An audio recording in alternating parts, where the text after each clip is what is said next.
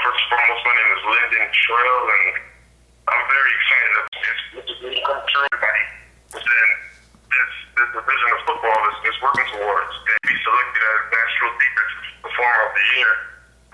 It's just indescribable, and I just want to thank God first and foremost, man. I mean, it's truly a blessing. I'm truly excited about the award, and I'm just thankful overall. I mean, those are some pretty big names, man. Those guys have done great things throughout their collegiate career, and they continue to do great things off in the NFL, and it just inspires me to work just as hard as those guys did, and those guys who came before me. It's a bigger picture than just individual awards.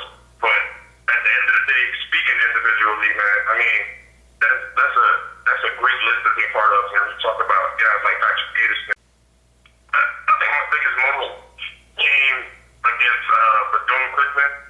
They were ranked, I think, 10th or 12th in the nation, and of course we were the underdogs coming all the way down from Virginia to the state of Florida, where there's nothing but speed and where athletes live and breathe football. So the biggest thing for me, I came into it with a mindset that I wasn't going to leave the state of Florida without a win, and that's something I was really determined to do. I believe I finished that game with, I think, 9 tackles, 2.5 tackles for a loss, 2 sacks, 2 forced fumbles, a touchdown, and one of those forced fumbles led to a touchdown by my teammate, Nat Turner-Harris.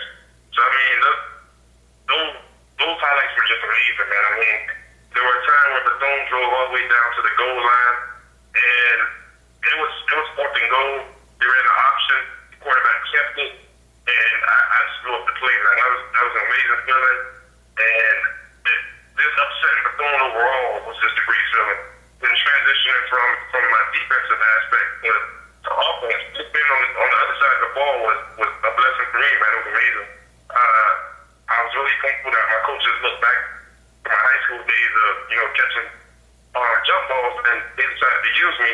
Ended up, I think, with three touchdowns this year. One against Savannah State, one against Morgan State, and one against Bethune, which is a really big one. Then you turn around the special teams. I had 2 block kicks this year. One block kick was to win the game against Savannah State. They drove all the way downfield, but I got to give credit to my teammate Dion King first. He sacked the quarterback. They kind of put him out of range a little bit, and then my coaches told me, hey, we need a block kick, we need something. So they put me in there. I jumped as high as I could, and it hit me right in the middle of my hand.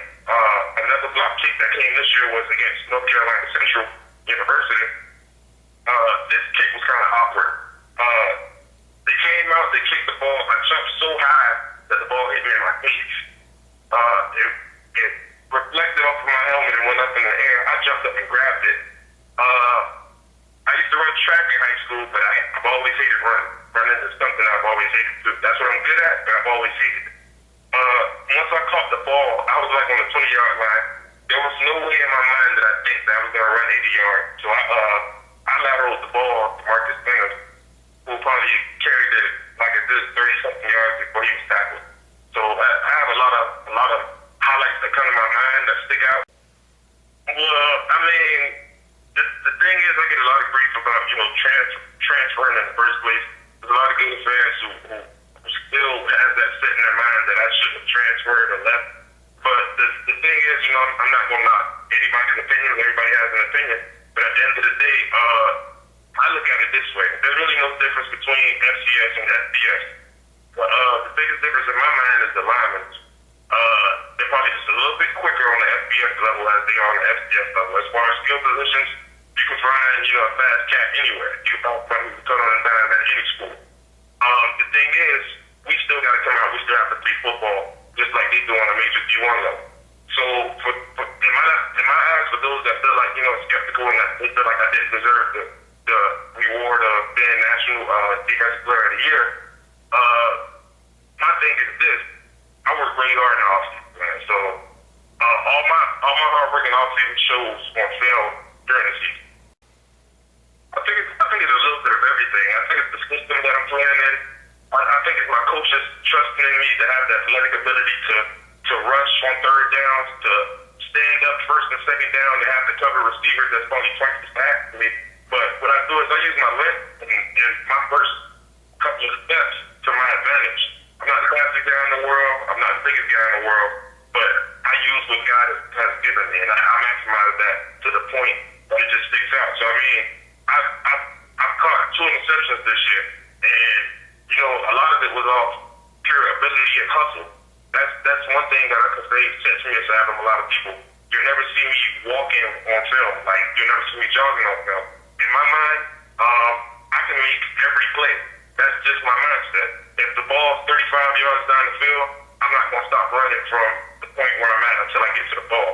You have to be relentless playing defense, and that's just a mindset that I've always set for myself. I've always looked up to guys like Ray Lewis, Terrell Suggs, and mostly Baltimore Ravens and Pittsburgh Steelers players due to the fact that I know they play defense with their heart, and they play it really relentlessly.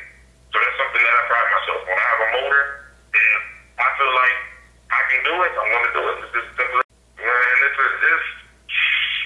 I can say things have truly gotten a lot crazier from when I first arrived to now. I mean, I've become a big ordeal in the city, and I mean, I feel the presence of, you know, just walking around and just going to the mall or seeing the alumni, and I can see how happy they are to see me, man. I mean, it's like they haven't had that in a while. So I feel like it's a blessing to bring national attention to a city that loves college sports, period.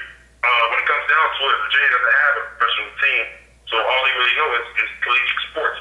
So the fans are hyped about it. My coaches are happy about it. But one thing that my coaches will never let me do is be satisfied with just being named national performer, defensive performer of the year. That's something that I love about my coaches. They push me beyond measure, and it's actually what I need. They won't let me be satisfied with any award that I've won this year until I either bring a MEAC ring or bring a national championship, and that's both on my radar. Well, all the hard work truly starts through our strength and conditioning program. That all the credit has to go to Coach Brisbane. That's our strength and conditioning coach. Here in Norfolk State during the summer, a lot of guys go home.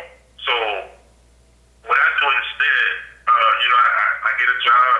I work as a lifeguard during the summer, and in between my shifts on break, I go work out. I go run.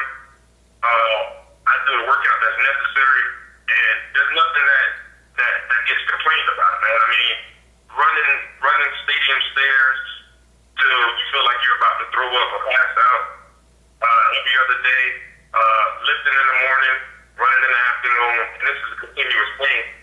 Not accounting the fact that, you have to go back to work as a lifeguard. So, I mean, when you talk about hard work, there's a lot of things that go into play that people don't see behind the scenes. I'm talking about instead of going to sleep at night, I'm doing 250 to 300 crunches and burnout push-ups. I'm carrying around a gallon of water every day just to make sure that my weight's right. I'm eating healthier. I'm eating home-cooked food instead of, going to Burger King every other day.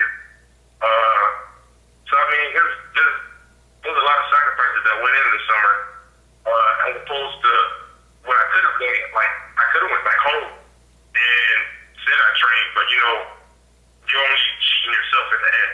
So, when you wake up at 6 something in the morning just to go get a lift in, and then you go to work and you come back and you have to run, that's a lot that takes a toll on your body. But at the end of the day, you know what you're doing it for. I'm doing it to be the best linebacker I can be in the nation. I'm doing it to show my teammates, hey, if you work hard work pays off. And, hopefully I'm more of an action type of guy when it comes to leading than I am verbal. So that's something I'm just trying to lead an example for. And I'd say the biggest thing that I did this off season was work on my attitude towards lifting. Lifting became a part of my lifestyle. So that's a couple of sacrifices that I made.